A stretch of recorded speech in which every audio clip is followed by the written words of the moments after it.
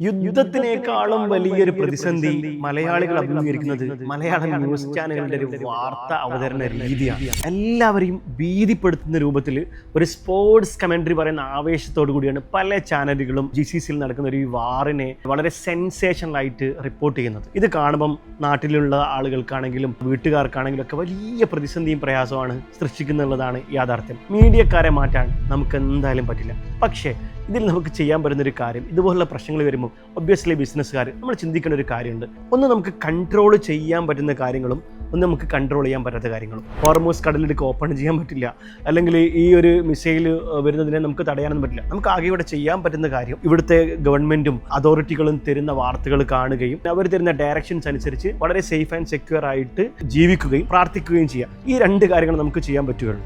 യുദ്ധം പോലുള്ള വെല്ലുവിളികൾ നേരിടുമ്പോൾ ഏറ്റവും പ്രതിസന്ധിയിലാവുന്ന ഒരു വിഭാഗം അത് സംരംഭകരാണ്, ബിസിനസ്സുകാരാണ്.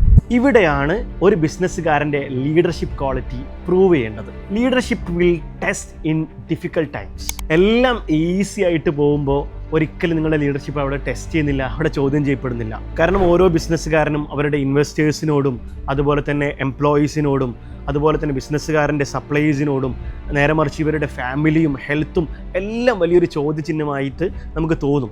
ഇങ്ങനെയുള്ള സമയത്ത് എല്ലാവരും നോക്കുന്നത് നിങ്ങളുടെ ലീഡറിലേക്കായിരിക്കും.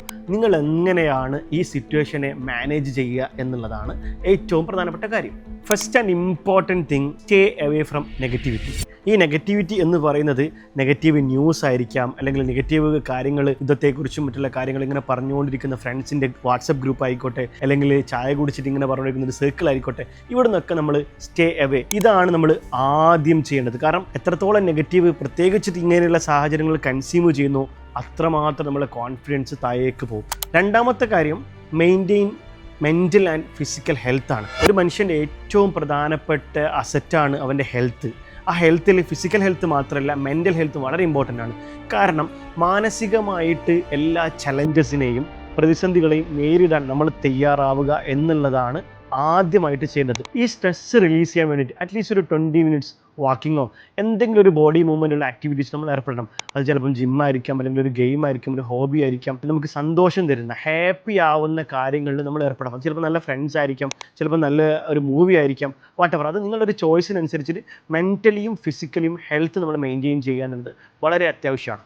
മൂന്നാമത്തത് ഫൈനാൻഷ്യൽ ഡിസിപ്ലിൻ എന്നുള്ളതാണ്. ഈ ഫൈനാൻഷ്യൽ ഡിസിപ്ലിൻ എന്ന് പറയുമ്പോൾ എമർജൻസി ഫണ്ട് ആണെങ്കിലും നമുക്ക് കട്ട് ചെയ്യാൻ പറ്റുന്ന എക്സ്പെൻസ് ഒക്കെ നമുക്കൊന്ന് കട്ട് ചെയ്യുകയും ബിസിനസ്സിലേക്ക് വരുന്ന ക്യാഷ് ഫ്ലോയിൽ കൂടുതൽ ഫോക്കസ് ചെയ്യുകയും അതുപോലെ തന്നെ എക്സ്പെൻസിനെ കൃത്യമായിട്ട് നമ്മൾ മാനേജ് ചെയ്യുകയും ചെയ്യണം. എസ്പെഷ്യലി SME ഓണേഴ്സിൻ്റെ കയ്യിലൊന്നും ഒരു വലിയൊരു ഓപ്പറേഷൻ ഫണ്ടോ ഒന്നും ഉണ്ടാവാറുണ്ടാവില്ല. അത് ക്യാഷ് ഫ്ലോനെ ബാധിക്കുമ്പോൾ ഇവിടെ നന്നായിട്ട് ഇഫക്റ്റ് ചെയ്തിട്ടുണ്ടാവും. പക്ഷേ ഒരു മിനിമം സർവൈവൽ ഫണ്ടൊക്കെ നമ്മൾ റൈസ് ചെയ്തിട്ട് നമ്മൾ ഈ ഒരു പ്രതിസന്ധിയിൽ പിടിച്ചു നിൽക്കാൻ വേണ്ടിയിട്ട്, കാരണം ഒബ്വിയസ്ലി നമ്മൾ വളരെ ഒപ്റ്റിമിസ്റ്റിക് ആയിട്ട് ഈ ഒരു അനിശ്ചിതാവസ്ഥയ്ക്ക് ശേഷം മാർക്കറ്റിൽ അപ്പാവുമ്പോഴേക്കും നമുക്കൊരു ഡോമിനൻസ് കിട്ടണമെങ്കിൽ ഇപ്പം നമ്മൾ വളരെ കൃത്യമായിട്ട് ഈ ഒരു സിറ്റുവേഷനെ മാനേജ് ചെയ്താൽ മതിയാവുള്ളൂ. സോ ഇത് financial discipline is very important. നാലാമത്തത്, invest your time for your growth എന്നുള്ളതാണ്. ഒരു ബിസിനസ് ഓണറെ സംബന്ധിച്ചിടത്തോളം ഒരുപാട് സമയം നമുക്ക് കിട്ടും ഇങ്ങനെയുള്ള കാലഘട്ടങ്ങളിൽ.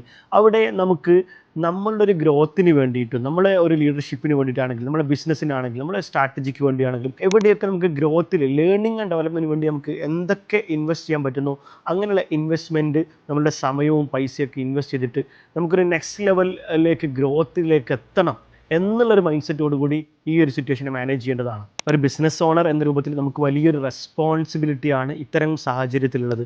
നമ്മളാവുന്ന ലീഡർ എത്രത്തോളം നന്നായിട്ട് ആ ലീഡർഷിപ്പ് ക്വാളിറ്റി കാണിക്കുന്നു, ആ കോൺഫിഡൻസ് ആണ് നമ്മുടെ സ്റ്റാഫിനാണെങ്കിലും നമ്മുടെ സപ്ലൈസിനാണെങ്കിലും നമ്മുടെ ഇൻവെസ്റ്റേഴ്സിനും നമ്മുടെ പാർട്ട്നേഴ്സിനും നമ്മുടെ ഫാമിലിക്കൊക്കെ കിട്ടാൻ പോകുന്നത്. The real opportunity in uncertain times, it's not the market, it's your leadership.